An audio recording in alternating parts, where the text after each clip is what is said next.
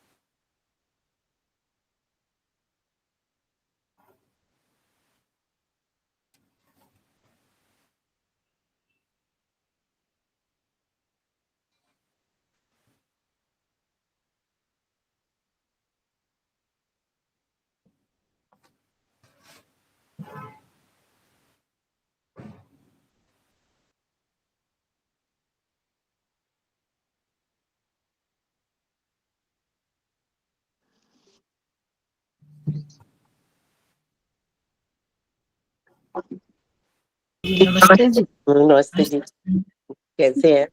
जी आप सुनाइए ठीक ठाक। हाँ जी, आपकी तबीयत कैसी है? हाँ, ठीक है जी, ठीक है। ठीक ठंड कम होगी जब। और सब नमस्कार। ठीक है, बच्चे ठीक हैं सब? हाँ जी, सब ठीक। हो गया किताब का काम, हो गया पूरा हाँ जी, उनका? किताब का काम पूरा हो गया? हाँ जी, हाँ जी, हाँ जी। चित्रा जी अभी तो दे दी उनको नमस्ते जी पब्लिकेशन के सबको, लिए। नमस्ते नमस्ते सबको, जी, सादर से प्रेम नमस्ते। नमस्ते जी। जी नमस्ते जी।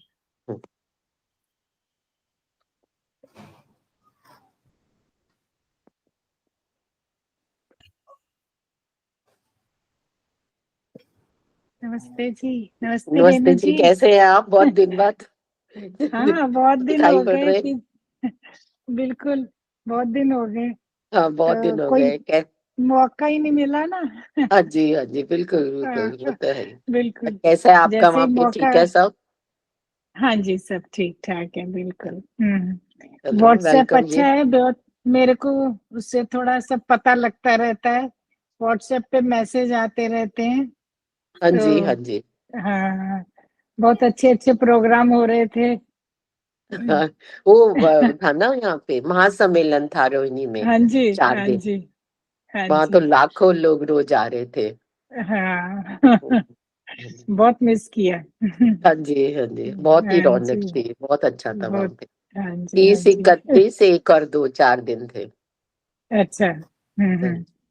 तो वो सारी उसमें मैसेज पढ़ती रहती हूँ या फिर यूट्यूब पे जाके भी देखे प्रोग्राम, तो हाँ जी, हाँ जी, तो सब पता बहुत लगा। अच्छा। हाँ जी, हाँ हाँ जी जी। नमस्ते नमस्ते जी सबको, नमस्ते बहन भाइयों को नमस्ते मेरे वर्मा जी। नमस्ते जी नमस्ते। नमस्ते। जी, मैं नमस्ते जी, आर्य समाज मूल बिहार के सदस्य हूँ, उषा की बहन हूँ। नमस्ते जी, नमस्ते जी, उषा की बहन हूँ। आप आज सबको मेरी नमस्ते और शुभकामनाएं। नमस्ते। नमस्ते नमस्ते। मेरा नाम है मनोरमा घई।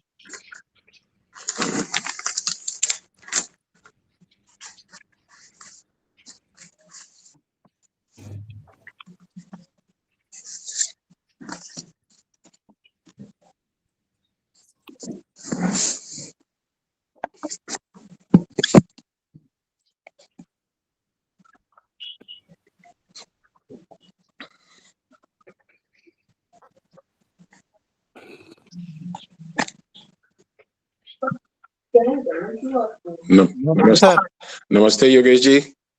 नमस्ते जी, मैं कार नमस्ते। में हूँ इसलिए मेरी शक्ल ठीक नहीं दिखाई दे रही है आपको। अच्छा अभी जी, अच्छा, आधा घंटा कोई मैं कार में हूँ, उसके बाद घर पर जाके फिर बताऊंगा। कोई बात नहीं, कोई बात नहीं सर, कोई बात नमस्ते जगत जी। नमस्ते जी। नमस्ते। नमस्ते जी, नमस्ते योगेश जी। नमस्ते जी।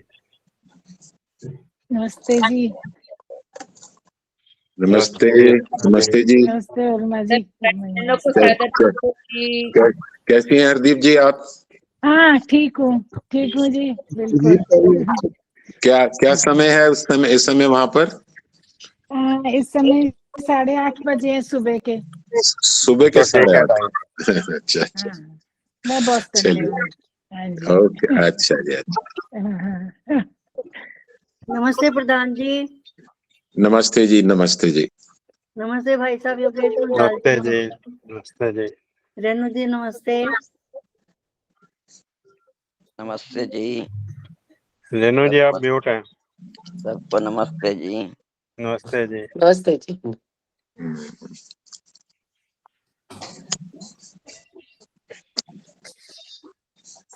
योगेश जी डेड ना दे, अभी डॉक्टर साहब तो नहीं जुड़े ना? ज्यादा नहीं। मैंने नहीं जुड़े हैं।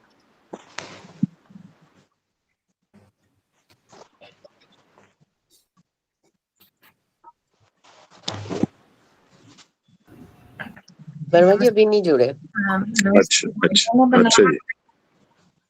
ये प्रधान जी को और प्रताप जी को बना दिया को होस्ट दोनों को।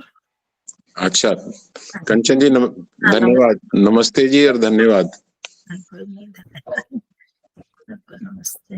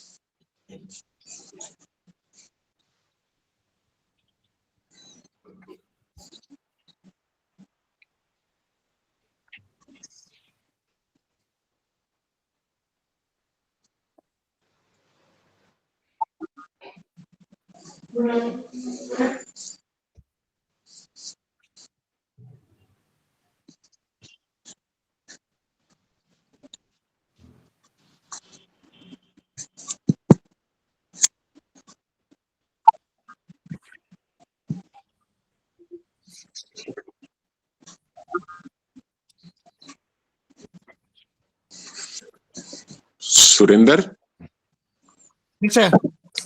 बेटे डॉक्टर साहब जुड़ जाए तो बताना। ठीक है सर।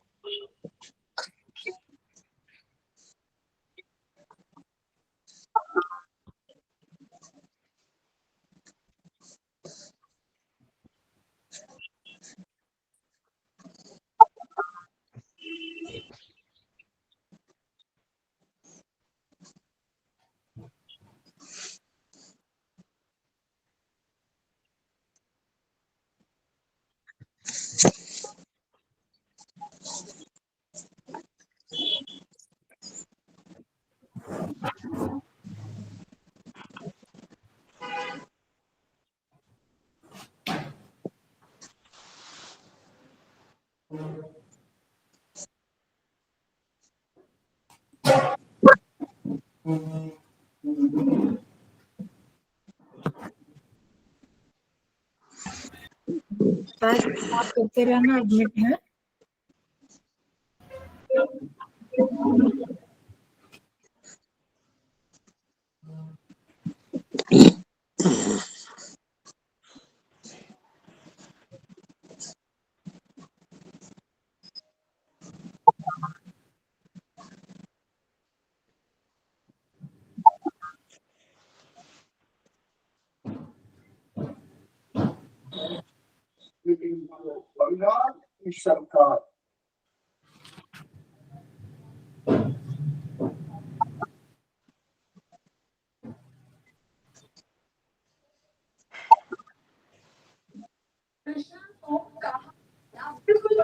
सर आ गए सर, डॉक्टर साहब आ गए।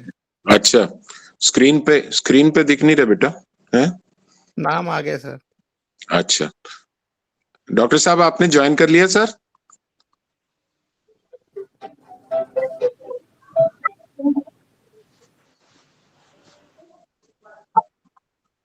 डॉक्टर वागीश आपने ज्वाइन कर लिया?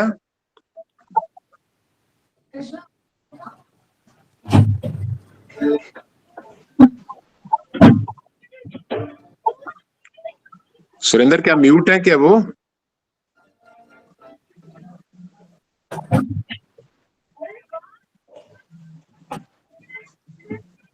डॉक्टर वागीश अभी ज्वाइन नहीं करे वर्मा जी। सुरेंद्र कह रहा है, मैंने वो कह रहे हैं ज्वाइन कर लिया।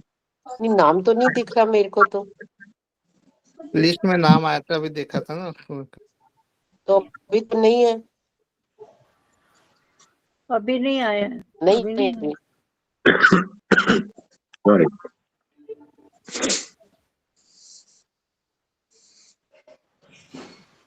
ज्वाइन कर नहीं पा रहे हैं, वो कर रहे हैं लेकिन उनका स्टे नहीं कर पा रहा, कर नहीं पा रहे हैं। अच्छा, हाँ, कुछ ऐसा ही लग रहा है। अभी दिख नहीं रहा नाम उनका अभी तक।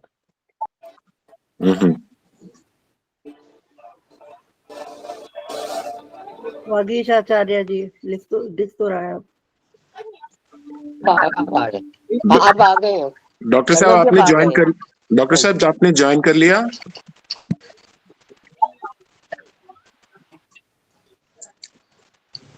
कर लिया सर। अब कर लिया। तो अच्छा, अब मेरी आवाज जा नहीं रही। अब आ गए सामने स्क्रीन पे आ गए। डॉक्टर साहब नमस्ते।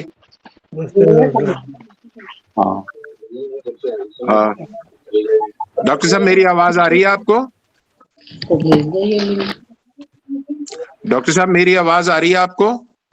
जी हाँ आ रही है जी। चलिए ठीक है। आज के वेबिनार में आप सबका स्वागत है। आज के वैदिक प्रवक्ता, वैदिक विद्वान डॉक्टर वागीश आचार्य जी हमारे साथ जुड़ चुके हैं और आज के उनके उद्बोधन का जो विषय है वो है नियम और न्याय तथा ईश्वर की व्यवस्था। मैं डॉक्टर साहब से अनुरोध करूंगा कि ईश्वर स्तुति प्रार्थना उपासना का पहला और अंतिम मंत्र बोलकर वे अपना उद्बोधन आरंभ करें। डॉक्टर साहब, बाकी सभी म्यूट कर लें कृपा करके। प्रताप जी आप एडमिट ओम आप करो, मैं थोड़े काम से जा रही हूँ।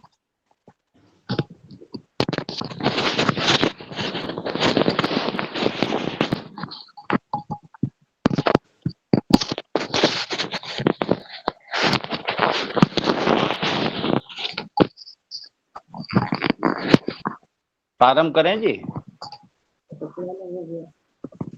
मैं डॉक्टर साहब कह रहा हूं कि ईश्वर स्तुति प्रार्थना उपासना का पहला और अंतिम मंत्र बोलकर आप अपना उद्बोधन आरंभ करें सर। जी। ओम विश्वानि देव सवेतर्दुरेतानि परासुव यद्भद्रं तन्न आसुव। ओम हिरण्यगर्भ समवर्तताग्रे भूतस्य जातः पतिरेक आसीत् सदाधार पृथिवीं द्यामुते मा कस्मै देवाय हविषा विधेम। ओम अग्नेनाय सुपथाराये अस्मान् विश्वानि देव वयुनानि विद्वान् योयोध्यस्मज्जोराणमेनो भूयिष्ठां ते नम उक्तिं विधेम।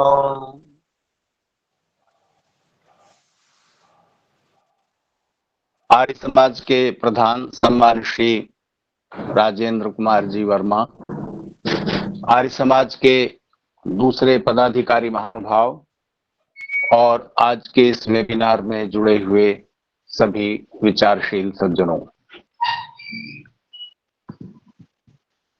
सम्मान श्री राजेंद्र जी ने, प्रधान जी ने जब मुझसे इस ऑनलाइन व्याख्यान के लिए चर्चा की और 26 नवंबर निश्चित हो गई, तो उसके बाद उन्होंने आग्रह किया कि व्याख्यान का विषय भी निर्धारित कर लें। तो व्याख्यान का विषय निर्धारित हुआ नियम, न्याय और ईश्वर की व्यवस्था।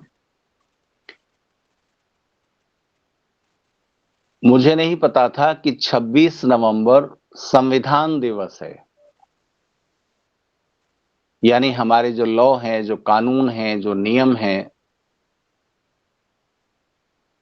उन नियमों का जो निर्धारण हुआ और एक बड़ी व्यवस्थित कमेटी ने अलग अलग विषयों पर बहस की और बहुत लंबे समय तक चर्चा होती रही संविधान सभा के सदस्यों की, और फिर वो संविधान निर्मित हुआ। तो 26 नवंबर को उसे अंगीकृत और आत्मार्पित किया गया। तो संविधान दिवस आज भी मनाया गया और जो उसका प्रिएम्बल है, राष्ट्रपति द्रौपदी देवी मुर्मू जी ने उसको बोला और सबने उसको डिसाइड किया।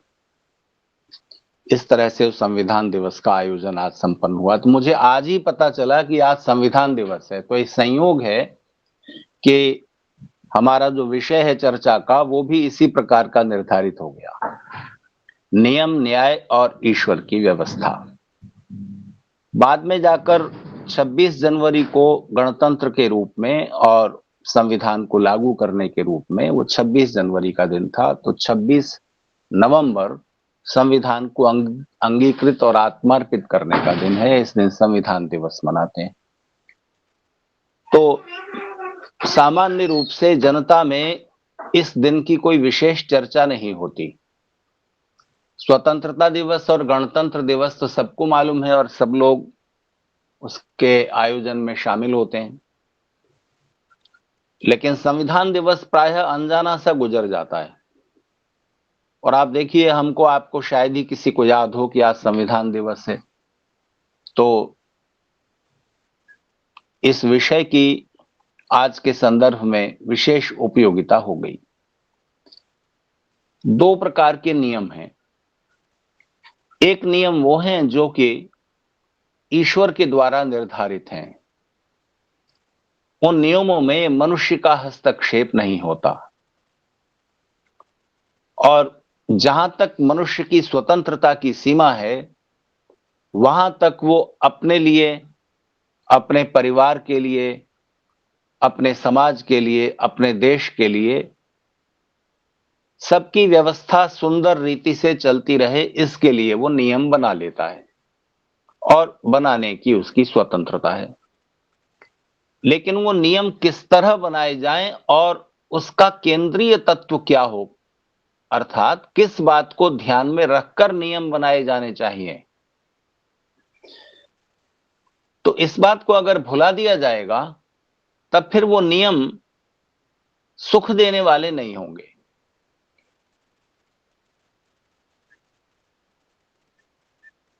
तो मनुष्य अपने नियम बनाता है और फिर जब उनमें त्रुटि देखता है या परिस्थितियां बदल जाती हैं तब वो नियमों को बदल लेता है। लेकिन नियमों के बिना यह संसार नहीं चल सकता और न समाज चल सकता है। संसार चलाने के लिए ईश्वर के नियम कार्य कर रहे हैं और समाज जिनका है, जिन मनुष्यों का है, उस समाज को सुव्यवस्थित रखने के लिए उनको नियम बनाने पड़ेंगे। यहां तक कि आप एक खेल भी इजाद करेंगे तो उस खेल के भी नियम आपको तय करने पड़ेंगे और नियमों के अनुकूल खेल चलना चाहिए। अगर कोई उन खेल के नियमों को भी तोड़ता है तो वो गलत बात होती है और फिर उसमें खेल का मजा खत्म हो जाता है।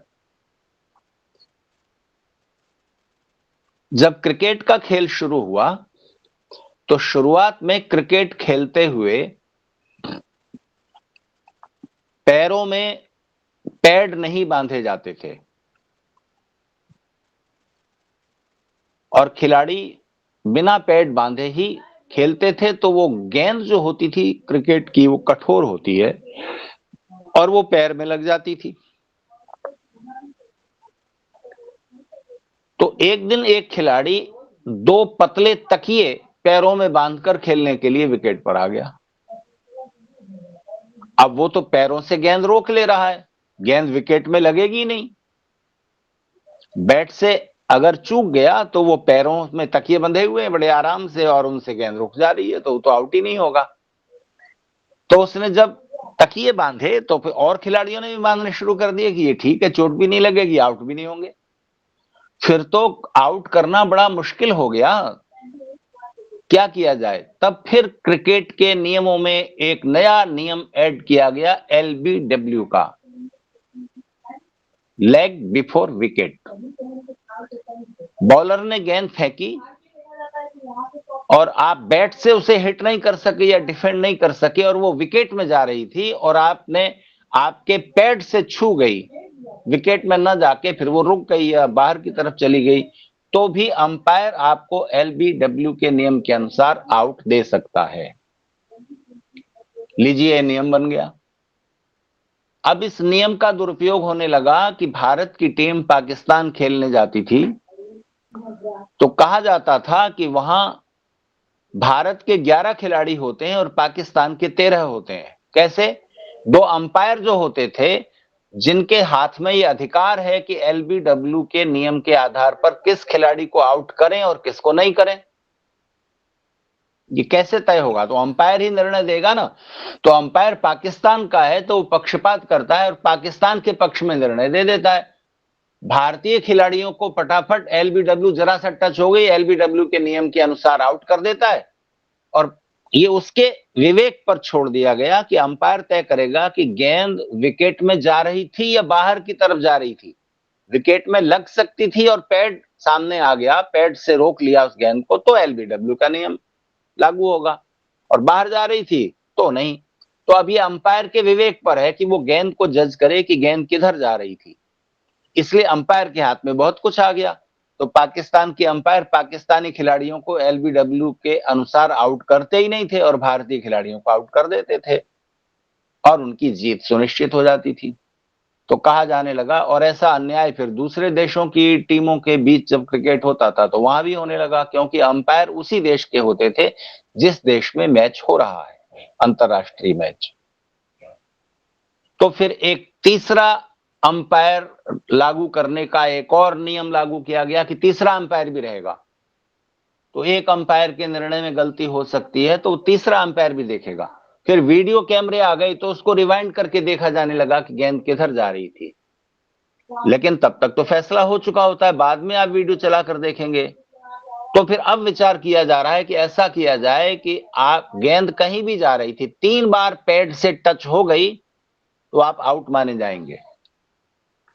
तो आपको खेल को भी व्यवस्थित करना पड़ता है, लेकिन अगर आप न्याय को केंद्र में नहीं रखेंगे तो चाहे खेल हो चाहे समाज हो, सारे नियम वाहियात हो जाएंगे, बेकार हो जाएंगे। तो इसलिए केंद्र में रखना चाहिए कि इस नियम से सबका सुख बढ़ेगा कि नहीं, और ये नियम किसी एक तरफ झुक तो नहीं रहा है, अन्यायपूर्ण तो नहीं हो जाएगा।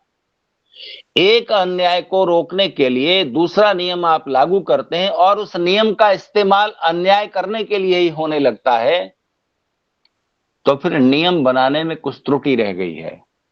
फिर जज भी क्या करेंगे? जैसे मैं आपको उदाहरण देता हूं,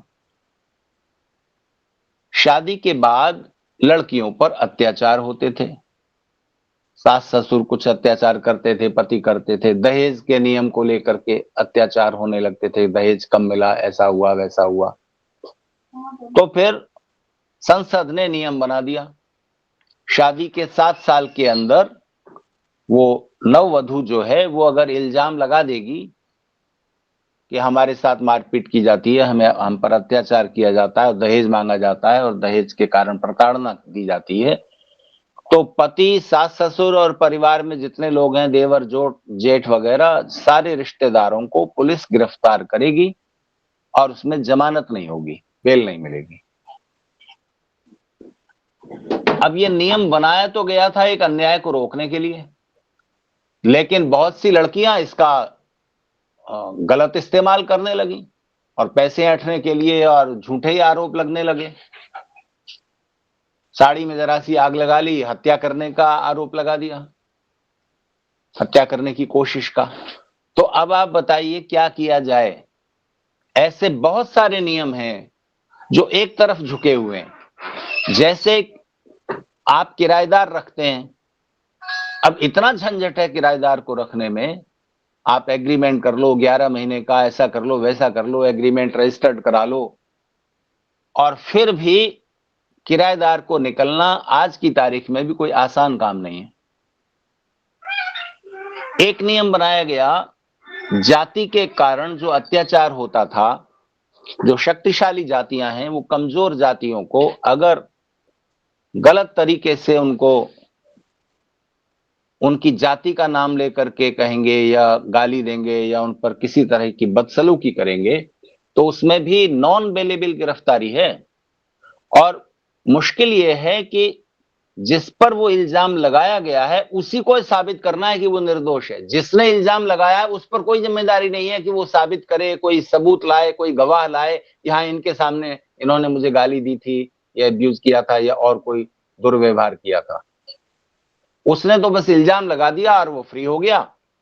अब पुलिस उस व्यक्ति को जिस पर इल्जाम लगाया गया उसे गिरफ्तार करेगी और जमानत नहीं मिलेगी।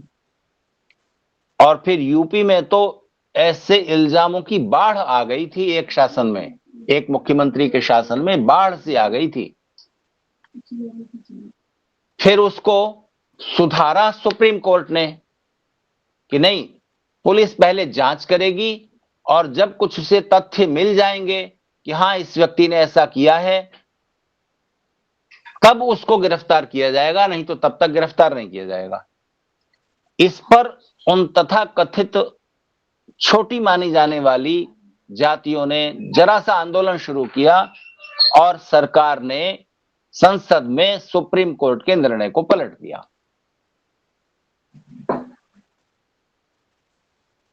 इस प्रकार से बहुत सारी चीजें चल रही हैं संविधान में, बहुत सारे ऐसे ऐसे छेद रह गए हैं जिनके कारण हमें लगता है कि संविधान ही अन्याय का बड़ा कारण बन गया है। मैं आपको एक उदाहरण देता हूं। मान लीजिए 50 गुंडे 10 गुंडे मिलकर आपके घर में घुस जाएं या आर्य समाज में घुस जाएं मान लीजिए, और वहां कब्जा कर लें और झूठे सच्चे कागज बना करके कहें कि ये तो हमारी है प्रॉपर्टी। तो अब आप क्या करेंगे? आप कोर्ट में जाएंगे। कोर्ट क्या करेगा? कोर्ट स्टे दे देगा, यथास्थिति। अब यथास्थिति का मतलब कि जिसने कब्जा किया है वो वहां रह रहा है, वो कब्जा किए बैठा है, और आप तो बाहर कर दिए गए। आप अब बाहर रहकर मुकदमा लड़ते रहें, और मुकदमा कब तक चलेगा कुछ पता नहीं। 100 रुपए रिश्वत लेने के अपराध में एक आदमी को उसको ये इल्जाम लगा और उसे गिरफ्तार कर लिया गया, उसे जेल में डाल दिया गया, उसको जमानत नहीं मिली। 39 साल 39 इयर्स जेल में रहने के बाद, अपनी सारी जवानी उम्र खर्च कर देने के बाद वो निर्दोष सिद्ध हुआ। 100 रुपए, आप उसे अब 100 रुपए वापस करके उसकी जिंदगी वापस दे सकते हो? तो न्याय को ये जो विलंबित कर देने का सिस्टम है, क्यों है? संविधान में लिखा है कहीं कि इतने समय तक आप विचार करते रहेंगे। 39 साल तक आप 100 रुपए की रिश्वत का कोई न्याय नहीं कर सके, निर्णय नहीं कर सके? फिर तो आग लगा दो इस सारी जुडिशरी को। मतलब क्या है इसका? न्याय दे रही है या अन्याय दे रही है? अब आप बताइए, गुंडों का ग्रुप कहां पर काबिज नहीं हो सकता और आप स्टे दे देते हो? हम भोग रहे हैं। हमारे गुरुकुल की जो फ्रंट साइड की जमीन है, जो रोड से जुड़ती है, उस पर कुछ लोगों ने एक झूठा बैनामा बना लिया, और वो कह रहे हैं कि ये तो जिन्होंने ये जमीन डोनेट की थी अब से 76 साल पहले, उन्होंने तो ये जमीन हमें बेच दी थी। ये रहे दस्तखत, ये रहा बैनामा। अब वो तो हमारा भी कुछ प्रभाव है गुरुकुल का, तो हम लोग काबिज हैं पहले से, नहीं तो स्टे मिल गया, किसी ने स्टे ले लिया जिससे एग्रीमेंट हुआ था। एक तीसरा आदमी था, वो लंबी कहानी में सुनाना नहीं चाहता हूं। तो इस वजह से हमारी जमीन अभी हमारे पास है, मुकदमा चल रहा है। कब तक चलेगा मालूम नहीं। अभी लोअर कोर्ट में, फिर जिला उसमें जाएगा, फिर हाई कोर्ट में जाएगा, फिर सुप्रीम कोर्ट तक, क्योंकि संस्था कैसे छोड़ दे जमीन। उधर से प्रस्ताव आता है, इतनी जमीन हमें दे दो, इतना कर लो, कंप्रोमाइज कर लो। कैसे कर लें हम? हमारा तो ट्रस्ट है, हम ट्रस्टी हैं इस संस्था के। तो इतनी सारी उलझनें आती हैं। अभी एक आईएएस ऑफिसर ने एक बयान दिया। वो आईएएस ऑफिसर अनुसूचित जाति का है, जिसका नाम अनुसूचित जाति रख दिया है, तो उस जाति का है। और उसने कहा कि क्योंकि अभी जो रिटायर हुए हैं चीफ जस्टिस गवई, उन्होंने ये बयान दिया था कि आरक्षण की व्यवस्था में थोड़ा सुधार होना चाहिए। जैसे मेरे पिता भी बड़े पद पर थे, मैं चीफ जस्टिस हो गया, अब मेरे बेटे को रिजर्वेशन क्यों मिलना चाहिए? अब ये बात नियम के तो विरुद्ध है, पर न्यायपूर्ण है। तो कई बार नियम और न्याय टकराते भी हैं। तो उन्होंने कहा कि जिसको 3 पीढ़ियां हो गई उसको रिजर्वेशन मिलते हुए, और सब ऊंचे पदों पर हो गए, अब भी आप जो हैं वो रिजर्वेशन चाहते हैं, तो ऐसी स्थिति में रिजर्वेशन नहीं मिलना चाहिए। ये बीआर गवई कहकर रिटायर हो गए। तो अनुसूचित जाति के उन आईएएस लोगों की कोई संस्था बनी हुई है, उसका कुछ कार्यक्रम हो रहा था। उसमें बोलते हुए उन आईएएस ने कहा कि ये कोई नियम नहीं है कि मैं आईएएस हो गया तो मेरे बेटे को रिजर्वेशन नहीं मिलना चाहिए, क्योंकि अब जो है अन्याय जो हो रहा था जाति के आधार पर, तो जाति के आधार पर रिजर्वेशन मिल गया, 2 पीढ़ी तक मिल गया, तो अब नहीं मिलना चाहिए। ये कोई नियम नहीं है। ये नियम तब तक लागू होना चाहिए जब तक ऊंची जातियों के लोग अपनी बेटियों की शादी नीची जाति में न करें। जब वो करने लगेंगे तब सामाजिक न्याय होगा। अभी तक तो सामाजिक अन्याय ही चल रहा है। वो अपनी बेटियां हमारी जाति के बेटों को दें, शादी करें, कन्यादान करें। जब ये दान होने लगेगा, बेटियां वो अपनी दान करें, कन्यादान करें, तब ये सामाजिक अन्याय खत्म होगा। उससे पहले तो रिजर्वेशन नहीं खत्म होना चाहिए। तो अब आप क्या कहेंगे, इस सामाजिक अन्याय के नाम पर जो नियम बने हुए हैं, उन नियमों से क्या हो रहा है कि हिंदू समाज विघटित हो रहा है। तो अगर उन्होंने ये कहा है कि ऊंची जातियों के लोग अगर नीची जातियों में शादी करेंगे तभी सामाजिक अन्याय समाप्त होगा, तो इस बात को आधार बनाकर जो वो वीडियो मैंने देखा YouTube पर ही, ये समाचार मैंने देखा न्यूज 18 के चैनल पर, शायद उसका वीडियो भी पड़ा हुआ है YouTube पर, आप देख सकते हैं। तो उसमें कमेंट्स जो नीचे थे वो मैंने पढ़े, आज की बात बता रहा हूं आपको। तो कमेंट्स में बहुत से लोगों ने एक तर्क रखा, एक लॉजिक दिया। उन्होंने कहा कि पहले आप जिस जाति के हैं वो उन लोगों को मालूम है। तो वो कह रहे हैं आप जो भंगी जाति है, जो झाड़ू देते हैं, जो सफाई का काम करते हैं, आप अपनी बेटी उस परिवार में देंगे? पहले आप शुरुआत करो। इस प्रकार की उलझनें बनी हुई हैं और समाज में विघटन चल रहा है और राजनेता इसको बढ़ावा देते हैं। नहीं तो मैं आपको एक बात कहता हूं कि जिस समय मंडल कमीशन लागू किया विश्वनाथ प्रताप सिंह ने, उस समय हमने आर्य समाज मुंबई की ओर से एक प्रस्ताव पारित करके विश्वनाथ प्रताप सिंह को प्रधानमंत्री कार्यालय को भेजा। उस प्रस्ताव में ये निर्णय किया गया था कि आप जो रिजर्वेशन दे रहे हैं तो आप सामाजिक अन्याय का नाम दे करके रिजर्वेशन देते हैं कि समाज में ऊंची जातियों ने बहुत समय तक अन्याय किया है, तो अब उसका प्रतिकार इस तरह से रिजर्वेशन देकर होना चाहिए। जो दबी कुचली जातियां हैं, जो दलित हैं, उनको सहारा मिलना चाहिए। यहां तक किसी को कोई कठिनाई नहीं है कि जो पिछड़े लोग हैं, जो दलित लोग हैं, जो जीवन की दौड़ में पिछड़ गए हैं, उनको आप आर्थिक सहयोग करें, शिक्षा में रिजर्वेशन दें, उनको पढ़ने में सहयोग करें। लेकिन आप योग्यता पर रिजर्वेशन करते हैं, वहां थोड़ा मुश्किल शुरू होती है। फिर भी अगर आप देना चाहते हैं तो फिर आप ऐसा कीजिए ना, आप नाम लेते हैं जातियों का, जातियों में सामाजिक अन्याय है जातियों के कारण, इसलिए इसे दूर करना है, ये तो आप कारण बताते हो। यानी आपको न्याय करना है, सामाजिक अन्याय को दूर करना है, न्याय करना है, इसलिए आपको रिजर्वेशन देना है नौकरियों में, शिक्षा में और दूसरी चीजों में। तो आप ऐसा क्यों नहीं करते कि जब आपको जातिवाद को समाप्त करना है तो जातियों में दूरियां मिटे, आपको यह काम करना चाहिए, या जातिगत समुदायों में दूरियां बढ़े, ऐसा काम करना चाहिए। करते हो वही है, क्योंकि उन्हें सामाजिक न्याय नहीं चाहिए, उन्हें वोट बैंक चाहिए। तो हमने प्रस्ताव भेजा था कि आप ऐसा करें, रिजर्वेशन उस व्यक्ति को दें जिसने अंतर जातीय विवाह किया है। इसमें ऊंच जाति नीच जाति छोड़ दीजिए, जाति का दायरा तो टूटे।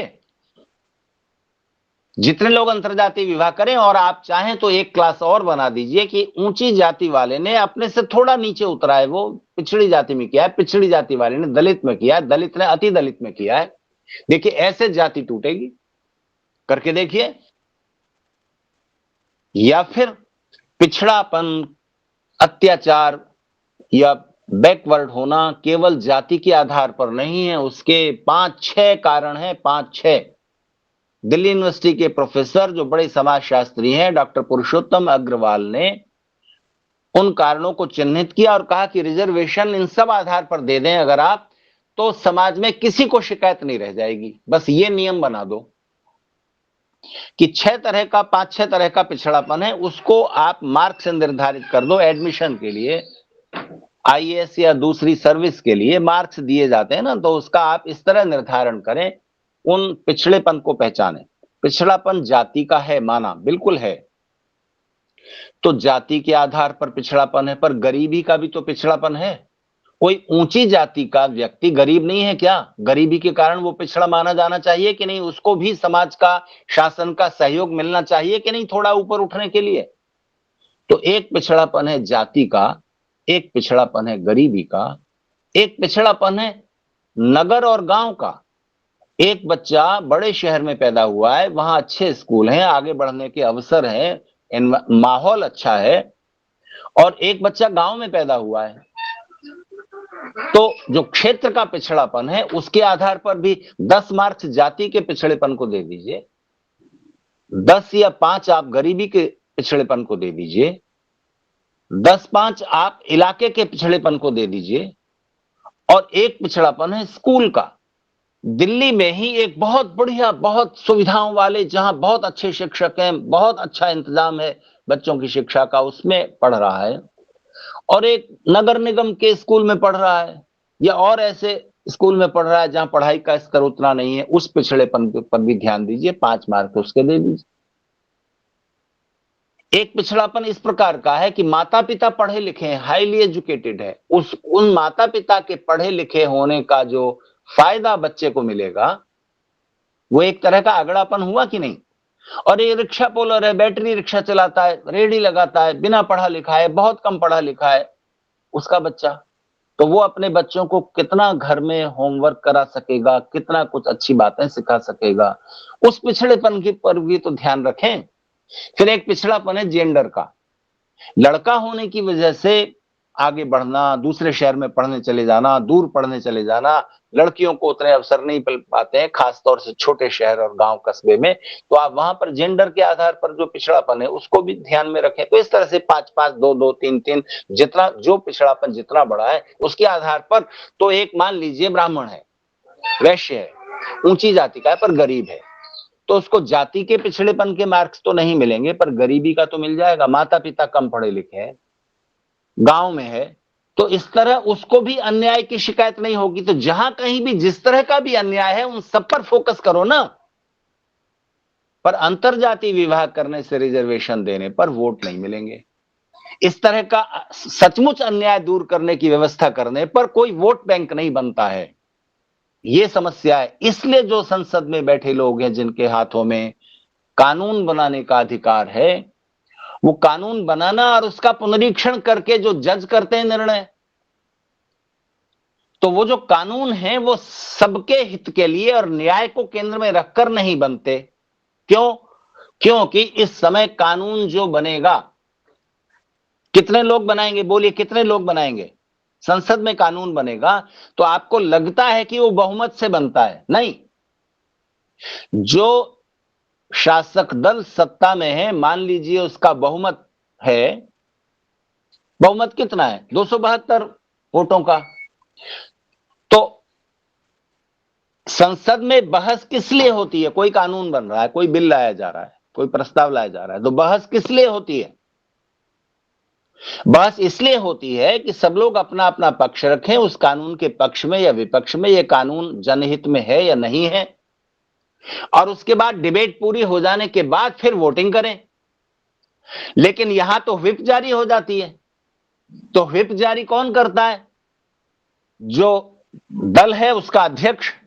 तो जो 10-12 दल प्रभावी हैं, जिनके किसी के 25 एमपी है, किसी के 35 एमपी है, किसी के 40 एमपी है, किसी के 60 है, किसी के 272 हैं, या कई दल मिलकर शासन कर रहे हैं, तो किसी के 50, किसी के 60 तो सब व्हिप जारी कर देते हैं। तो 10-15 लोग ही तो शासन करते हैं ना, कि कौन सा कानून बने कौन सा नहीं बने। बहुमत का निर्णय कहां हुआ? अजीब बात है। और आप इसको लोकतंत्र कहते हो। तो जनहित को ध्यान में रखकर तो कानून बनता नहीं, पार्टी के हित को ध्यान में रखकर बनता है। मैं सब दलों के बारे में नहीं कह रहा हूं और सब कानूनों के बारे में नहीं कह रहा हूं, लेकिन आप मुझे बताइए कौन सा कानून है संसद में, कौन सा बिल है, कौन सा प्रस्ताव है जो सर्वसम्मति से पास हुआ है आज तक, जिसमें सब लोगों ने सोचा कि हां इस कानून के बनने में सबकी भलाई है, देश की भलाई है? ऐसा कोई कानून बना है आज तक 76 साल में? कोई भी कानून नहीं बना। बस वही बिल पास होता है जिसमें संसद लोग मिलकर अपने भत्ते, अपना वेतन, अपनी सुविधाएं बढ़ाने का प्रस्ताव पारित कर लेते हैं। उसमें कोई विरोध नहीं होता, कोई व्हिप भी जारी नहीं करनी पड़ती। अद्भुत है हमारे देश की व्यवस्था। 2 जजों की बेंच ने मिलकर, केवल 2 जज, ध्यान दीजिए, 140 करोड़ लोगों का देश, जिसमें कम से कम 50 करोड़ लोग तो हाईली एजुकेटेड हैं, एडवोकेट हैं, डॉक्टर हैं, इंजीनियर हैं, प्रोफेसर हैं, चार्टर्ड अकाउंटेंट हैं, साइंटिस्ट हैं, अध्यापक हैं, प्रोफेसर हैं यूनिवर्सिटीज में।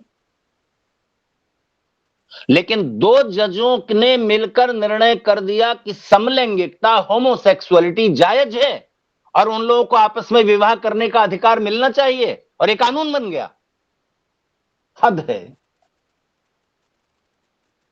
2 जजों की बेंच ने, 2 जजों ने मिलकर निर्णय ले लिया कि लिव इन रिलेशनशिप ठीक है, होनी चाहिए, और तोहमत लगाई हिंदू धर्म पर। जब श्री कृष्ण रुक्मिणी के रहते हुए एक प्रेमिका और रख सकते हैं राधा के रूप में, तो एक आम आदमी क्यों नहीं रख सकता? ये तर्क दिया उन्होंने। 2 जजों को अधिकार मिल जाना चाहिए 100 करोड़ लोगों की आस्थाओं पर आघात करने का।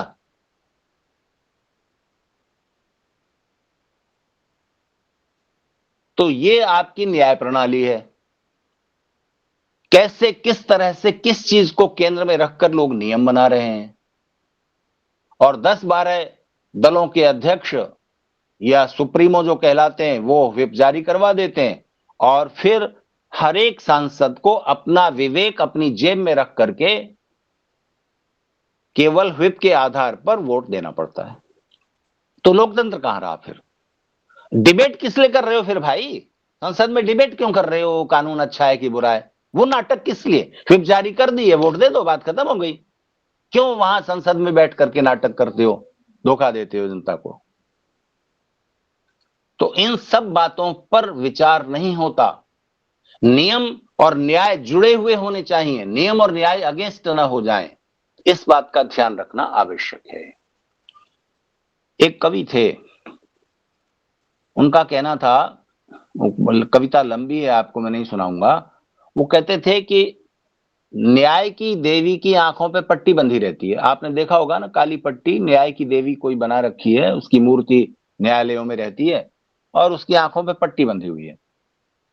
तो पट्टी बंधी हुई है ये जताने के लिए, वो प्रतीक है, सिंबल है, ये जताने के लिए कि न्याय जो कर रहे हैं उनको अपना पराया नहीं देखना है और निष्पक्ष होकर न्याय करना है, किसी भी तरफ पक्षपात नहीं होना चाहिए। तो वो कवि ये कहते हैं कि नहीं, पट्टी इसलिए नहीं बंधी है, पट्टी इसलिए बंधी है कि जज को भी आंखें बंद कर लेनी है। किससे? 3-4 फीट की दूरी पर बैठा जो उनका पेशकार है, वो 100 रुपए, 200 रुपए, 500 रुपए रिश्वत लेता रहता है और उन्हें नहीं देखना है, कहने दो। फिर अभी पिछले समय में शायद जो चंद्रचूड़ थे चीफ जस्टिस, उन्होंने निर्णय लिया कि नहीं, ये पट्टी खोल देनी चाहिए, न्याय की देवी अंधी क्यों रहे, क्यों ना देखे। तो अब उसका मतलब क्या निकला है? पट्टी खोल दी गई, यानी अब देखती रहे दुनिया की रिश्वत ली जा रही है, बोरों में नोट मिल रहे हैं, कोई फर्क नहीं पड़ता। तो आपको कहीं तो ठहर कर सोचना पड़ेगा कि नियम किस तरह न्यायपूर्ण होंगे। ऋषि दयानंद ने, वेद ने इसकी व्यवस्था दी है। वेद के सूत्रों के आधार पर ऋषि दयानंद ने जो राजधर्म विषय है, इसको सत्यार्थ प्रकाश के 6ठे समुल्लास में, उन्होंने, उतना समय नहीं था उनके पास कि वो उस पर विस्तार से लिख पाते। गुलामी का दौर था, जितना वो लिख पाए उतना भी बहुत है, अगर हम उसकी रोशनी में थोड़ा सा उसको आगे बढ़ाएं, विकसित करें। तो उनका मूल सिद्धांत यह है कि त्रिस्तरीय व्यवस्था होनी चाहिए और उस त्रिस्तरीय व्यवस्था का एक दूसरे पर नियंत्रण होना चाहिए। जैसे मैं आपको उदाहरण देता हूं, सुप्रीम कोर्ट का जज कौन बनेगा और चीफ जस्टिस कौन बनेगा, किसको सुप्रीम कोर्ट का जज बनाया जाएगा और उनमें से चीफ जस्टिस कौन बनेगा, एक कौन फैसला करता है? तो चीफ जस्टिस तो नियमानुसार अपने सीनियरिटी के आधार पर होते जाते हैं, लेकिन सुप्रीम कोर्ट का जज हाई कोर्ट से उठाकर बना लिया जाएगा, या किसी वरिष्ठ वकील को हाई कोर्ट का जज बना दिया जाएगा। यह फैसला कौन करता है? तो यह फैसला पहले सरकार करती थी। जजों की नियुक्ति, जजों का प्रमोशन, 2-3 जजों को बाईपास करके इंदिरा गांधी चीफ जस्टिस बना देती थी। तो ये देख, जो अपने पक्ष का है, जो हमारे हित में निर्णय देगा, ऐसा ध्यान रख करके वैसा चलता रहता था। तो सुप्रीम कोर्ट के जजों ने फिर एक कॉलेजियम बना लिया। अब कॉलेजियम तय करता है कि कौन जज बनेगा। तो अब ये व्यवस्था भी अन्यायपूर्ण हो गई, क्योंकि उस पर नियंत्रण नहीं रहा ना, वो मनमाने ढंग से जिसको भी चाहे बना रहे हैं। सरकार का भी नियंत्रण नहीं है। तो ऋषि दयानंद का कहना है कि एक का दूसरे पर, उसका इस पर, इसका उस पर निर्णय होना चाहिए। वो 3 सभाओं का उल्लेख करते हैं, राज्यसभा, न्याय सभा, विद्यासभा। आप चाहें तो इसको और भी बढ़ा सकते हैं। तो संविधान निर्माताओं ने थोड़े अंशों में तो इसको ध्यान में रखा है कि सुप्रीम कोर्ट का निर्णय संसद पर, सुप्रीम कोर्ट का नियंत्रण संसद पर, राज्यसभा के भी बिना कानून पास नहीं होगा, नियम नहीं बनेगा, और संसद का जो सुप्रीम कोर्ट पर नियंत्रण होना चाहिए वो नहीं होता। मैं ये कहता हूं कि इसमें थोड़ा सुधार कर दीजिए। केवल लोकसभा और राज्यसभा के सांसद मिलकर इतना बहुमत नहीं बनाते कि वो कोई कानून बना दे। बाद में सुप्रीम कोर्ट उस पर पुनरीक्षण करे और उसको चेंज करे। इससे अच्छा क्या ये नहीं है कि हाई कोर्ट और जो भी लोअर कोर्ट और उन सबके जज और एडवोकेट सबको शामिल कर लें आप, नियम जब आप बना रहे हैं। और जो जनता के लोग हैं, केवल वही क्यों जनप्रतिनिधि हैं जो एमएलए या एमपी बन गए, आप उनको भी तो शामिल कर सकते हैं, जो सेना के उच्च अधिकारी हैं और डॉक्टर हैं, इंजीनियर हैं, चार्टर्ड अकाउंटेंट हैं, पढ़े लिखे लोगों की भी तो राय ले लो। जनहित में क्या है ये आप वहां फैसला कैसे कर लेंगे? बहुत सारे कानून ऐसे हैं जो उन लोगों ने जनता की जमीन की जो आकांक्षा है, जो परेशानियां, उनको समझे बिना कानून बना रखे हैं। अब मैं उस विस्तार में न जाते हुए आपसे कुछ न्याय और नियम में टकराव कैसे हो जाता है उसकी चर्चा करते हुए आगे बढ़ना चाहता हूं। 10-20 मिनट मेरे पास बचे हुए हैं। एक बात बताइए, ट्रेन में यात्रा करते हुए आप देखते हैं कि 2 बोगी हैं, जनरल बोगी, जिसमें बिना रिजर्वेशन के आप घुस सकते हैं। बाकी रिजर्वेशन की बोगियां स्लीपर क्लास यानी नॉन एसी क्लास, फिर 3AC जिसमें 3 बर्थ रहती हैं एक तरफ, फिर 8 बर्थ होती हैं एक केबिन में, और फिर सेकंड AC जिसमें 6 बर्थ होती हैं, और फिर फर्स्ट AC इसमें 4 होती हैं। फर्स्ट AC में इतनी जगह घेर कर एक आदमी यात्रा करता है जितने में जनरल बोगी में 18 से 28 लोग, भीड़ के दिनों में 28 कह लीजिए, इतना एक एवरेज निकाला है किसी ने, इतने लोग यात्रा करते हैं, भूसे की तरह भरे रहते हैं, एक पैर पर खड़े हुए। तो ये तो अन्याय है। आप फर्स्ट AC का कूपा ये तो हटा सकते हैं क्योंकि उसमें किराया इतना रहता है कि फ्लाइट सस्ती पड़ती है बहुत बार। अगर उस शहर में फ्लाइट है तो कोई फिर फर्स्ट AC में जाता नहीं है।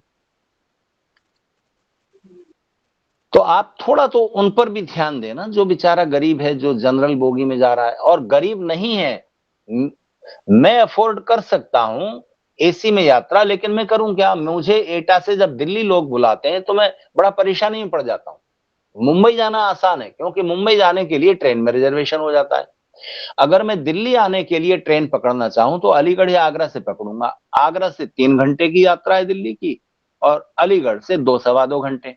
तो अलीगढ़ ठीक है, अलीगढ़ से आप जनरल बोगी में घुस नहीं सकते, पीछे से ट्रेनें आ रही हैं, कोलकाता से, पटना से, मुगलसराय से, कहां से। आगरा आ रही हैं, बेंगलोर से, हैदराबाद से, और दूसरे दूर की यात्रा करते हुए। तो 2 घंटे की यात्रा के लिए मैं किसी ट्रेन में रिजर्वेशन करा लूं, स्टेशन पर जाकर पता चला 4 घंटे लेट है। अब मैं क्या करूं? दूसरी ट्रेन में मैं उस टिकट से चढ़ नहीं सकता, मेरा तो रिजर्वेशन है, 4 घंटे बाद जाऊं। इतने में तो मैं बस से दिल्ली पहुंच जाऊंगा। बस में दूसरी कठिनाइयां हैं। तो अब इस तरह के अन्याय को आप थोड़ा कंसिडर करें। जो व्यवस्थागत का नियम है उनको तो आप कर सकते हैं ना, व्यवस्थित कर सकते हैं ना, उसमें न्याय को ध्यान रखें। न्याय मतलब या तो सबका सुख किसमें ज्यादा है, किस नियम बनाने में ज्यादा है, या बहुत लोगों का सुख किसमें ज्यादा है। तो आज मैं पढ़ रहा था अखबार में कि आर्टिफिशियल इंटेलिजेंस आने वाली है और 3 साल लगेंगे, बहुत लोगों की नौकरी चली जाएगी, बहुत लोगों की नौकरी चली जाएंगी। क्योंकि आप जिस काम को एक दिन लगाकर करते हो, मान लीजिए आपको 5 पेज का एक आर्टिकल लिखना है, तो आप इधर से उधर से मैटर इकट्ठा करोगे। मान लीजिए अखबार का कोई एडिटर है, तो आप 5 पेज का आर्टिकल लिखने में 1 दिन लगाएंगे, 2 दिन लगाएंगे, रिसर्च करेंगे, सोचेंगे, और आप चैट जीपीटी को आदेश दीजिए, वो एआई का एक संस्करण है आर्टिफिशियल इंटेलिजेंस का, वो 10 सेकंड में आपके सामने सारा मैटर रख देता है बना के। तो अब डॉक्टर के पास आप क्यों जाएंगे? क्योंकि आप अपने सिम्टम भर दो, बता दो, और चैट जीपीटी आपको दवाई बता देगा, ये खाओ, ये करो, ये इंजेक्शन लगवा लो। तो आसानी तो हो रही है, लेकिन आदमी के हाथ का काम तो छिनेगा ना। अब इसमें आप न्याय कैसे करेंगे? तो ध्यान दीजिए, यहां पर एक सूत्र ध्यान रखिए, तकनीक किसके लिए है? टेक्नोलॉजी इंसान के लिए या इंसान टेक्नोलॉजी के लिए है? तो आपका उत्तर होगा कि टेक्नोलॉजी इंसान के लिए, इंसान टेक्नोलॉजी के लिए नहीं है। तो मैं आपको इसके पैरेलल दूसरा सूत्र देता हूं, नियम मनुष्य के लिए है या मनुष्य नियम के लिए है? तो जाहिर है कि मनुष्य नियम के लिए नहीं है, नियम मनुष्य के लिए बने हैं। तो आपको एक उदाहरण देता हूं। स्वामी दीक्षानंद जी आर्य जगत के बहुत विद्वान सन्यासी थे। उनके भांजे हैं श्री राजेंद्र जी भटनागर, जो कि रेलवे यूनियन के प्रेसिडेंट है और बहुत जमाने से प्रेसिडेंट है। उनकी छवि और उनका कार्य प्रणाली और उनका परिश्रम ऐसा है कि लोग सर्वसम्मति से उनको चुनते आ रहे हैं। वो कहते हैं उम्र हो गई मेरी, छोड़ो, लेकिन वो नहीं मानते। तो वो प्रेसिडेंट हैं। तो जब वो मुंबई में नियुक्त हुए, अभी भी मुंबई में हैं, तो उन्होंने रेलवे यूनियन में मुझे अपने स्टाफ में भाषण देने के लिए बुलाया, कर्मचारियों में, कि इन्हें थोड़ा मोटिवेट कीजिए, ये काम मेहनत से करें, ईमानदारी से करें, और इनमें कुछ आध्यात्मिक भावना भी जगे, देशभक्ति जगे, ऐसी कुछ बातें इनको आकर कहिए। मैंने कहा ठीक है। तो मैंने कहा कि शुरू में मेरे आर्य समाज मुंबई में एक पुरोहित हैं जो बहुत अच्छे भजन भी गाते हैं हारमोनियम के साथ, तो मैं उनको भी ले आऊं, तो शुरू में आधा घंटा एक माहौल बन जाएगा, फिर मैं थोड़ा भाषण दूंगा। उन्होंने कहा ठीक है। तो मैं उनको, महेंद्र शास्त्री जी को लेकर के रेलवे स्टेशन पर मुझे उतरना था। एक रेलवे स्टेशन है एल्फिंस्टन रोड, जिसका नाम अब प्रभा देवी रख दिया गया है।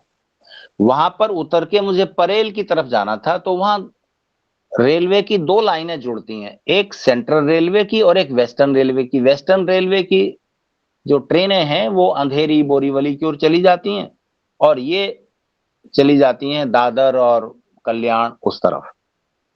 तो वहां एक जंक्शन है कि वेस्टर्न रेलवे का स्टेशन है प्रभा देवी, और परेल है दूसरी तरफ। पुल पार करके आप उधर निकल जाइए।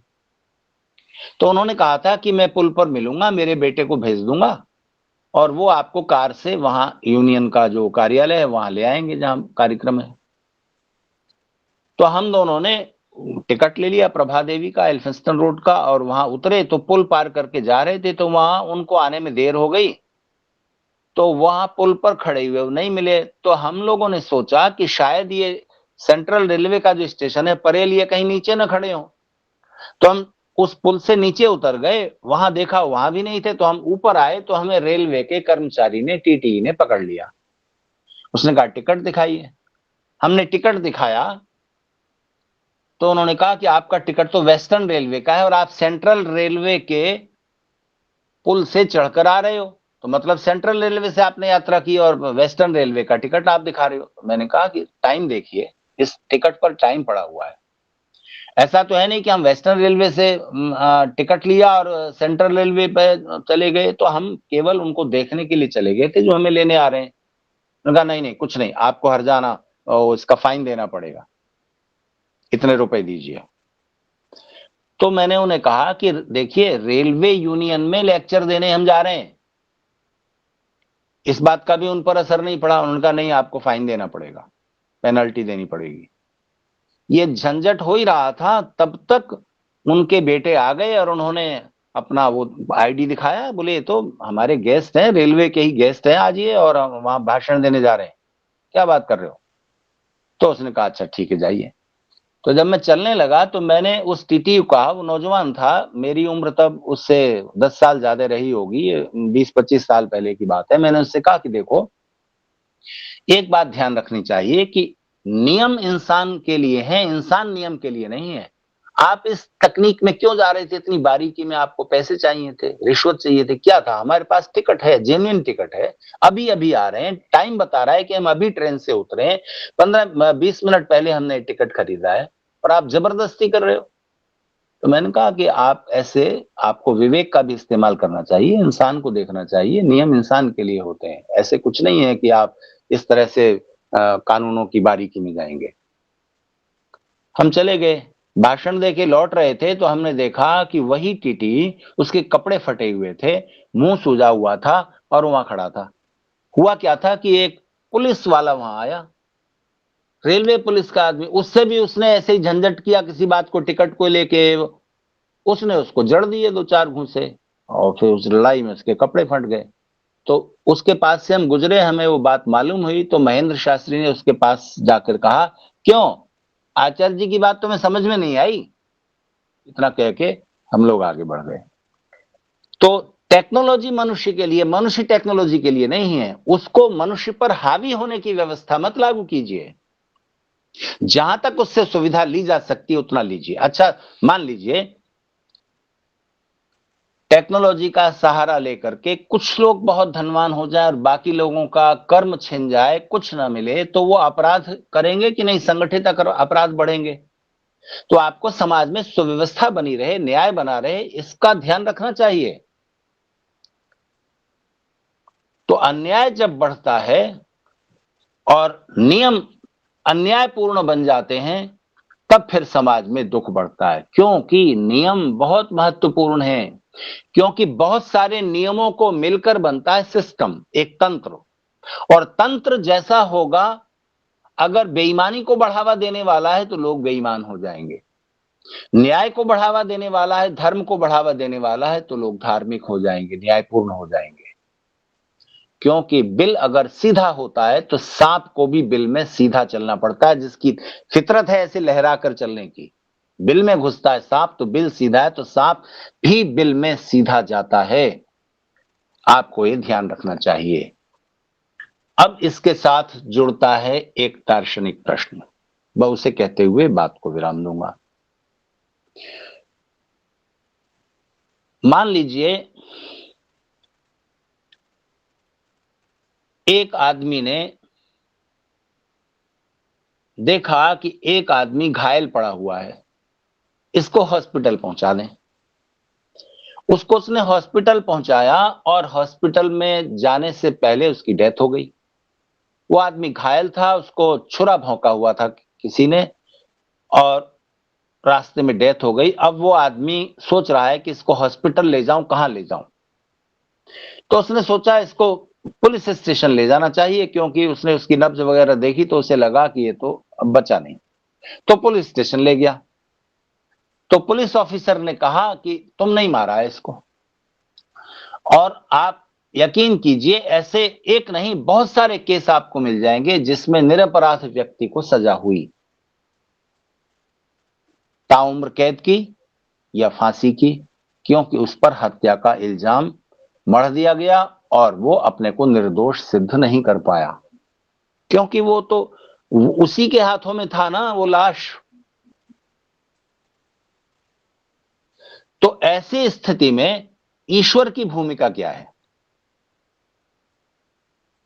उस आदमी का कोई पिछला कर्मफल था, या वो अभी निरपराध निर्दोष व्यवस्था की वजह से, गलत व्यवस्था की वजह से फंसा है, या उसको फंसा दिया गया है? आपको बताऊं, यूपी में बहुत लंबे समय तक यूपी बिहार एक ऐसे शासन का शिकार रहा है कि लोग अपने शत्रु को फंसाने के लिए, मर गया है आदमी स्वाभाविक मृत्यु, और उसको गोली मार के और इल्जाम उन पर मर देते थे कि उन्होंने, वो आए ऐसे 4 आदमी और गोली मार के और चले गए, और फिर मुकदमा लड़ते रहिए आप, बहुतों को सजा भी होती थी, क्योंकि सजा दिलाना ही उनका उद्देश्य था, और सरकार उन समूहों के कंट्रोल में थी जो ऐसा करते थे, दबंग लोग। तो ऐसी स्थिति में ईश्वर की भूमिका क्या है?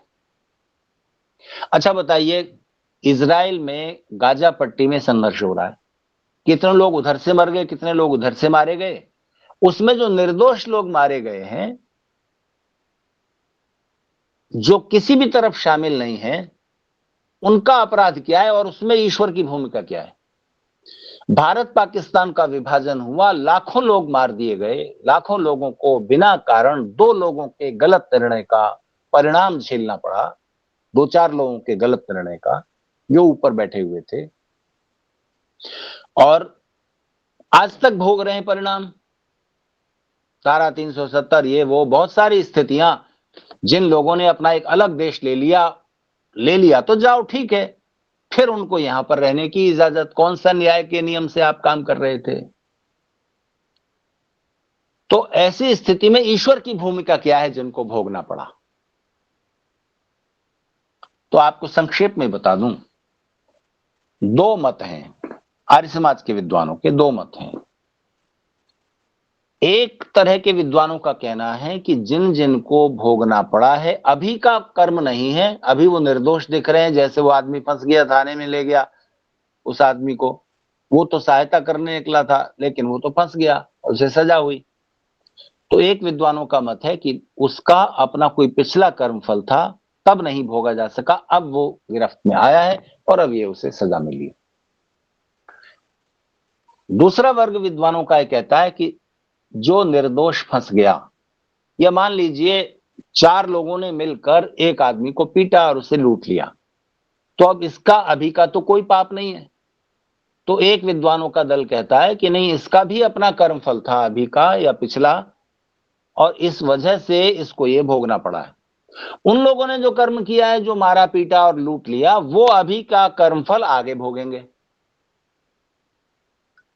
दूसरे विद्वानों का मत कहता है कि नहीं, ये आदमी निर्दोष है, जिन लोगों ने पाप किया है वो फल भोगेंगे, लेकिन इसको बिना कर्म के जो भोगना पड़ा दुख, टांग टूट गई, घायल रहा, बीमार पड़ा रहा, बहुत दिन तक इलाज कराना पड़ा और लुट गया, मोबाइल, घड़ी, जेवर, सोने की चैन और जो कुछ था सब लुट गया, अब इसका तो कोई कर्म नहीं था। तो ईश्वर बैठे बैठे क्या कर रहे हैं? तो उन विद्वानों का कहना है कि ईश्वर देख रहे हैं, कर्म नोट हो गया, उनको अपने कर्म की सजा मिलेगी, और इसको जो बिना कर्म के फल भोगना पड़ा, इसका कंपनसेशन ईश्वर कभी बाद में देंगे, इस जीवन में या अगले जीवन में। अब आप इन दोनों मतों में से कौन सा मत स्वीकार करते हैं? अब यहाँ कमेंट्स तो देखे नहीं जा सकते मेरे मोबाइल पर, और आप अभी कमेंट्स देंगे क्या? अगली बार माननीय प्रधान जी, राजेंद्र जी अवसर देंगे तो इस चर्चा को आगे बढ़ाएंगे, नहीं तो कोई और विषय लेंगे। अभी मैं अपनी चर्चा को यहीं विराम देता हूं। ईश्वर की व्यवस्था जरूर है, ध्यान दीजिए। न्यायपूर्ण मनुष्य अपने नियम बनाएंगे, न्यायपूर्ण तो सुख पाएंगे, न्यायपूर्ण नहीं बनाएंगे, स्वार्थपूर्ण बनाएंगे तो दुख पाएंगे। कुछ लोगों का हित हो जाएगा, लेकिन उसका भी उन दुख उन्हें झेलना पड़ेगा। ईश्वर की व्यवस्था, ईश्वर की न्याय व्यवस्था से ऊपर कोई नहीं जा सकता।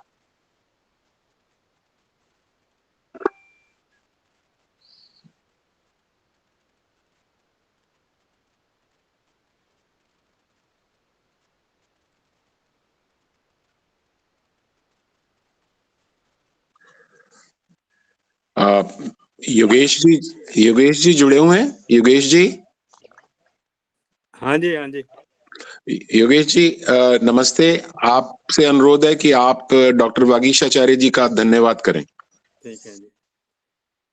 मैं आधे से ज्यादा प्रवचन इनका अपने फोन पर कार में मैंने सुना है, उसके बाद बीच में थोड़ा गैप पड़ गया, फिर अब मैंने दोबारा से अपने ये टैबलेट में सुना है जी। बड़ा अच्छा बताया आचार्य जी ने कि नियम कैसे बनते हैं और किस तरह के नियम होते हैं और कैसे उसको गलत हो जाते हैं, अन्याय हो जाता है, और नियम ही जब गलत है तो फिर आगे पालन क्या करना है। तो ये सारा जो सिस्टम चल रहा है अब उसमें यही हो सकता है, इससे अच्छा तो हो नहीं सकता। तो कैसे भी कुछ हमें ज्ञान मिला इसके बारे में। मैं एक हमारे जापानीज कुछ इसके बारे में कहा करते हैं, हमारी कंपनी में जापानीज कोलैबोरेशन है, तो जापानीज यहाँ रहते हैं, वो कहते हैं आप लोग नियम बनाने में बहुत बहुत बहुत ज्यादा तेज है। आपकी पार्लियामेंट जो है वो नियम बनाने की फैक्ट्री है। उन्होंने आगे देखना नहीं कि वो नियम आगे ठीक चल रहे हैं कि नहीं चल रहे, चलेंगे या नहीं चलेंगे। इस तरह आप लोग भी अपनी फैक्ट्री के अंदर नियम बनाते चले जाते हैं, लेकिन कोई पालन नहीं होते। यदि आप नियमों का पालन शुरू कर देना, बाहर भी, फैक्ट्री में भी, सड़क पर भी, तो काफी उन्नति कर सकते हैं। लेकिन अब जब नियम ही गलत है तो पालन करेंगे। नियम कोई बना लो, हम भारतीय लोग एक्सपर्ट हैं, उसमें से भी अपना रास्ता निकाल लेते हैं। जितना मर्जी वो इनकम टैक्स के रूल बनाते जाओ, लेकिन फिर भी जो रास्ता निकालने वाले निकाल लेते हैं। तो ये हमारी एक यहाँ की कला है। तो जैसे भी हो, नियम, ये जनरल नियम सारे हैं, और ये हमारे परिवार में भी कुछ नियम होते हैं। उन नियमों का पालन करना से परिवार ठीक रहता है। पति पत्नी के भी आपस में कुछ नियम होते हैं, वो शादी के समय बताते हैं, लेकिन किसी को याद नहीं रहते। उनके पालन करने से ज़्यादा लंबे समय तक अच्छा संबंध रह सकता है। इस तरह, और जहाँ जिस संस्था में काम करते हैं या जिस स्कूल कॉलेज में पढ़ते हैं, वहाँ के भी नियम होंगे। उन नियमों को तो पालन जितना हम कर सकते हैं करें, और सबसे ज़रूरी सड़क पर हम नियमों का पालन करें। हमारी छोटी सी लापरवाही नियमों का पालन न करने से बहुत बड़ी क्षति हो जाती है, कोई इंसिडेंट हो जाते हैं, आग लग जाती है, बिल्डिंग गिर जाती है, छत गिर जाती है। तो नियमों का पालन यदि हम करेंगे तो काफ़ी चीज़ें बच सकती हैं, प्रिवेंट हो सकती हैं। तो आज के भाषण में से जो वो बात आचार्य जी ने लिया कि वो नियमों का बनना एक गलत है और वो ठीक नहीं है, मैं ये कह रहा हूँ कि अपनी अपनी संस्थाओं में, अपनी अपनी जगह, अपनी आर्य समाज में भी नियमों का पालन करेंगे तो आर्य समाज ठीक चलेगी। तो ये ज़रा अपने छोटे स्थानों पर तो नियमों का पालन करें। सड़क पर बहुत सारे एक्सीडेंट रुक सकते हैं यदि हम नियमों का पालन करें। आम लोग उल्टी दिशा से आ जाते हैं और एक्सीडेंट हो जाता है, या ड्रिंक करके आ लेते हैं तो उससे एक्सीडेंट हो जाता है। ये बाईं तरफ से चलने का बड़ा अच्छा नियम है, लेकिन वो लोग ध्यान नहीं देते। रेड लाइट बड़ी कंट्रोल करती है, उस पर भी रोक टिकते नहीं है। अगर पुलिस वाला नहीं खड़ा तो निकल जाते हैं, तोड़ देते हैं। तो ये मेरा ये कहना है कि इन चीज़ों में नियमों का पालन करें। ये बड़े बड़े नियम जो पार्लियामेंट बनाती है या सुप्रीम कोर्ट करती है, उसको एक तरफ ले, जैसे आचार्य जी कह रहे हैं। इन नियमों का पालन करके हम अपने जीवन को और अच्छा बना सकते हैं। इन शब्दों के साथ मैं आचार्य जी का बहुत बहुत धन्यवाद करता हूँ। आप सबका भी धन्यवाद करता हूँ कि हमारे जब भी हम लोग बुलाते हैं तो आप लोग आ जाते हैं और बड़ी अच्छी संख्या में करते हैं। आपको भी लाभ होता होगा। फिर से एक बार सबका धन्यवाद। ओम शांति। धन्यवाद योगेश जी। योगेश जी आपका बहुत बहुत धन्यवाद। और डॉक्टर साहब से, डॉक्टर साहब क्या इसी विषय को अगली बार भी ले लिया जाए और आगे क्रमशः? जी ले सकते हैं। ठीक है, तो दिसंबर के माह में भी हम इसी विषय के ऊपर आगे आपसे आपका प्रवचन सुनेंगे। ठीक है जी? जी। चलिए, मैं डॉक्टर साहब से अनुरोध करता हूं कि आज की सभा को शांति पाठ के द्वारा समाप्त किया जाए। सर, डॉक्टर साहब। ओम द्यौः शांतिरंतरिक्षं शांति, पृथिवी शांतिरापः शांतिरोषधयः शांति, वनस्पतयः शांतिर्विश्वे देवाः शांतिर्ब्रह्म शांति, सर्वं शांति शांतिरेव शांति, सामा शांतिरेधि। ओम शांति शांति शांति। सबको नमस्ते। सभी को नमस्ते। सभी का बहुत बहुत धन्यवाद। अमला जी नमस्ते, आपको देख के बहुत अच्छा लग रहा है। नमस्ते आचार्य जी। नमस्ते नमस्ते जी। शांत लोग से। ठीक है अमला जी, म्यूट है आप, म्यूट है।